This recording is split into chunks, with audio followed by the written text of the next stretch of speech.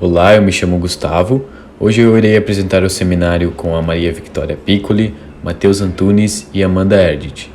Vamos falar sobre os sais anestésicos utilizados na odontologia. Antes de dar início sobre os sais anestésicos, eu vou dar uma breve definição sobre o que é a dor. A dor é um fenômeno caracterizado por uma experiência sensitiva e emocional desagradável, em que há a percepção de um estímulo nocivo associado à lesão tecidual real ou potencial. Agora eu vou dar uma breve definição sobre a anestesia. A anestesia é a perda do sentido ou sensação, e os anestésicos locais são substâncias que, em contato com uma fibra nervosa, possuem a propriedade de interromper todas as modalidades de influxo nervoso. Bom, agora a gente vai dar início aos sais anestésicos. Eu vou começar falando sobre o cloridrato de lidocaína. Ele foi sintetizado em 1943 e em 1948 ele tornou-se o primeiro anestésico local do tipo Amida a ser comercializado. Encontram-se disponíveis preparações comerciais de lidocaína, com ou sem associação de adrenalina. Entretanto, se a adrenalina for contraindicada, a duração da anestesia que pode ser obtida com a lidocaína é insuficiente em quase todos os casos, e é preferível recorrer a outros anestésicos, como a prilocaína ou a mepivacaína. É rapidamente metabolizada pela oxidação microsomal no fígado. Sua eliminação é renal e 10% são excretados inalterados. As reações alérgicas a esse fármaco são extremamente raras, embora tenha sido descrito algum caso de hipersensibilidade retardada com erupções do tipo eczema com sua administração. Cloridrato de mepivacaína.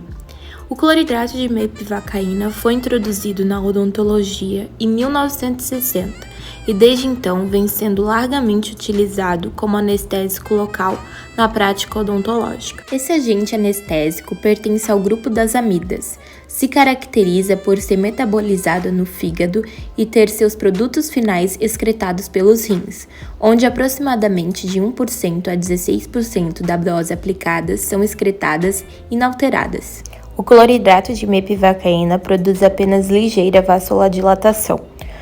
Os tempos esperados de duração de ação anestésica são de 20 a 40 minutos para anestesia pulpar e de 2 a 3 horas para anestesia tecidual.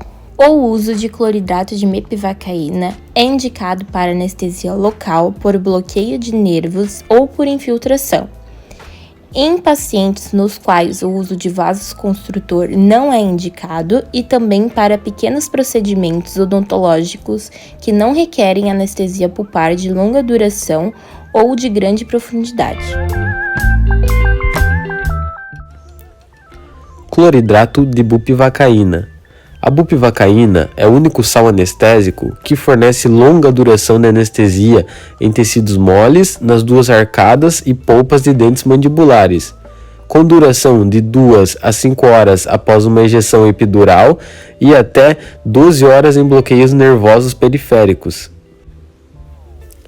É um anestésico local muito importante na prevenção da dor pós-operatória, e quando administrada em conjunto com anti-inflamatórios não esteroidais, o período pós-operatório se torna mais confortável.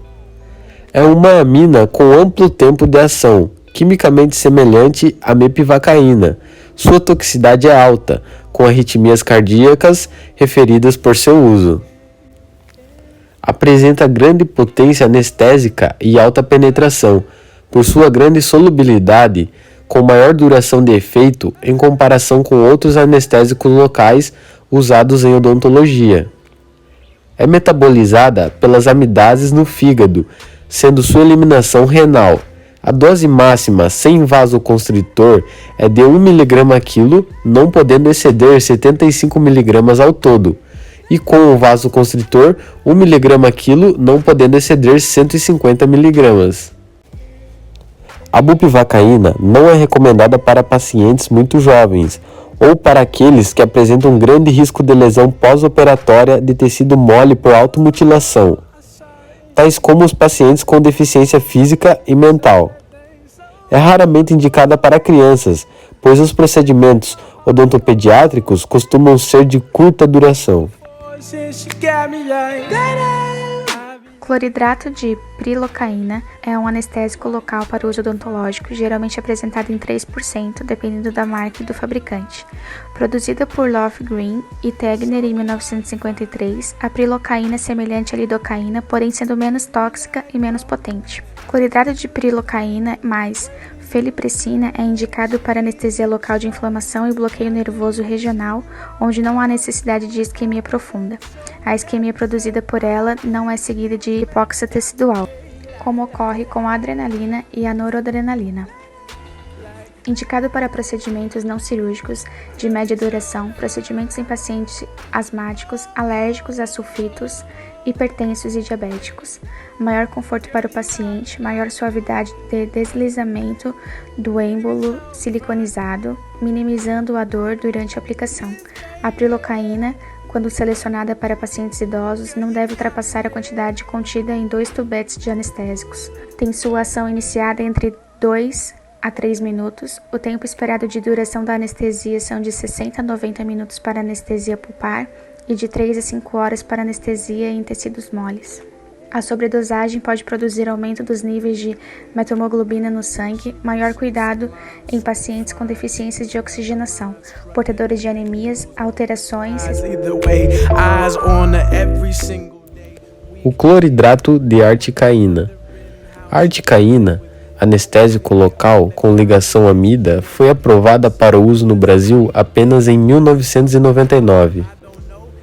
A sua meia-vida plasmática é inferior à maior parte dos demais anestésicos do tipo amida, o que, da mesma forma que os outros fatores, seriam teoricamente favorável em relação à toxicidade sistêmica. É um fármaco biotransformado por colinesterases plasmáticas e teciduais e gera um metabólito inativo, com toxicidade cardíaca e neurológica irrelevante. Devido a isso, é um fármaco apropriado para ser empregado em pacientes com disfunção hepática e renal. A indicação do anestésico cloridrato de articaína mais epinefrina é para anestesia local, por bloqueio de nervo ou por infiltração, em procedimentos periodontais simples e complexos. A articaína é contraindicada em pacientes com metahemoglobinêmia idiopática ou congênita, anemia ou falha cardíaca ou respiratória, evidenciada por hipóxia. Considerações finais. Apesar do grande avanço na odontologia relacionado ao campo da anestesia, hoje ainda não é encontrado uma solução anestésica ideal para todos os casos. Os pacientes devem ser individualizados de acordo com as suas condições de saúde geral e sistêmica, visando o sucesso do procedimento executado. O cirurgião dentista tem o dever de conhecer profundamente sobre todos os sais anestésicos e todas as suas relações e aplicações na odontologia, para que o uso prudente e indicação apropriada seja efetiva para cada caso. Também é importante que o profissional tenha no consultório, idealmente, mais de um tipo de solução anestésica local, uma com vasoconstrutor e uma solução isenta dessa substância, por exemplo.